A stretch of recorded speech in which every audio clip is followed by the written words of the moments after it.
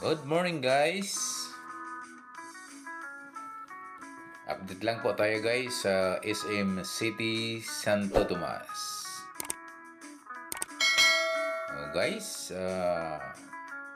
nandito po tayo ngayon sa area ng Santo Tomas City sa may Lianas Supermarket guys. Isang rotonda po ito, sentro ng Santo Tomas City.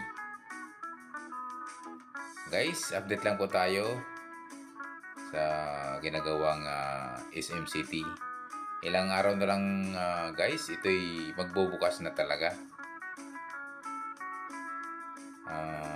Kung titingnan natin guys yung SM City ngayon ay napakaganda na guys, super ganda na guys yung labas. Samahan niyo ako guys, silipin natin yung SM City na ginagawa guys.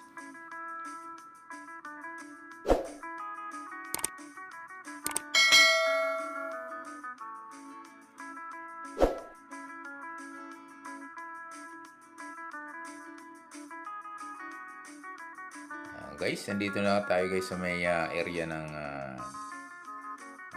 SM City Mall. Ari na guys, samahan niyo ako guys. Silipin natin muli ang ginagawang napakalaking mall sa Santo Tomas guys. Ito ngayong SM City.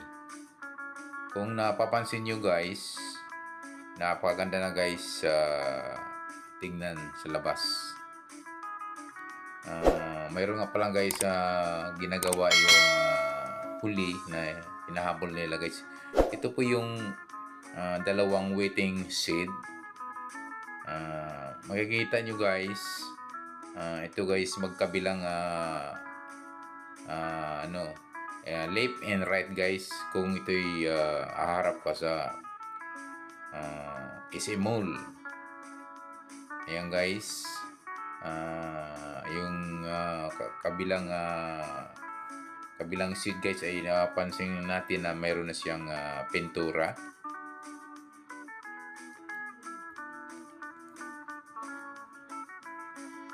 So ito guys ay talagang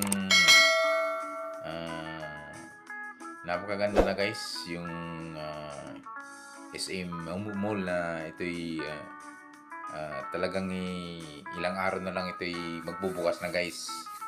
So napakaswerte guys sa mga especially yung mga Tomasino at of course siyempre sa mga malalapit na lugar na mahilig pumasyal guys.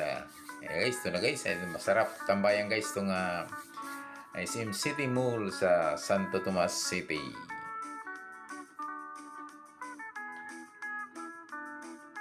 Ayan guys, ito yung mismong harapan ng SM Mall ng Santo Tomas City. So napakakinis na guys talaga. Ang ganda, super ganda na tingnan guys.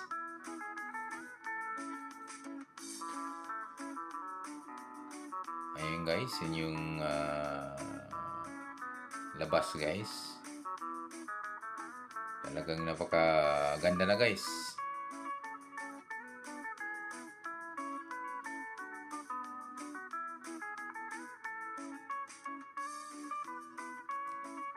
Balita ko guys, yung kulay napapansin nyo guys, yung bakod guys na kulay blue na nakaharang sa harapan guys, by Saturday ata guys alisin yan.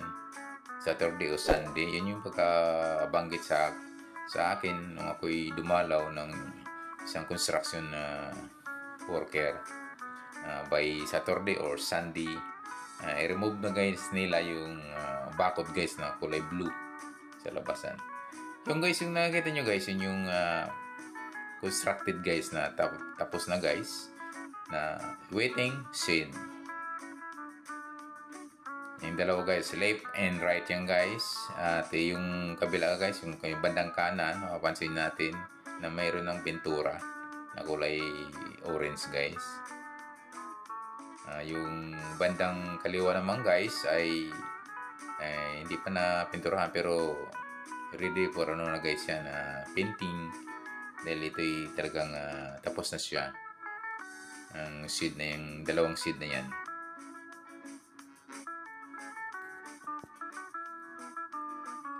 Good news guys dahil meron tayong nakuhang balita guys. Kung kailan talaga guys yung opening guys ng SM Santo Tomas. Ito na guys. Napakasaya guys dahil naudot nga guys yung September. Instead of September. Na-move lang guys yan ng October guys. Dahil ang opening guys ito ng SM City Santo Tomas by October 27 na talaga. Yun yung mayroon akong guys nakausap guys na galing sa loob na tenants na by October 27 nga. Kinumpirma ko rin guys dun sa isang isang contractor guys ng building na by October nga. So October 27 guys yung opening guys ng SM City Santo Tomas. Ito na guys yung ating antabayanan guys. Meron lang kasi guys silang tinatapos is sa loob na 90% kasi guys yung tapos yung loob. So ilan-ilan lang yung kanilang tinatapos doon sa interior guys. Ayun nga sa contractor is 90% tapos na guys. Hanggang dito na lang guys. Thank you for watching. Don't forget to subscribe. God bless you as always.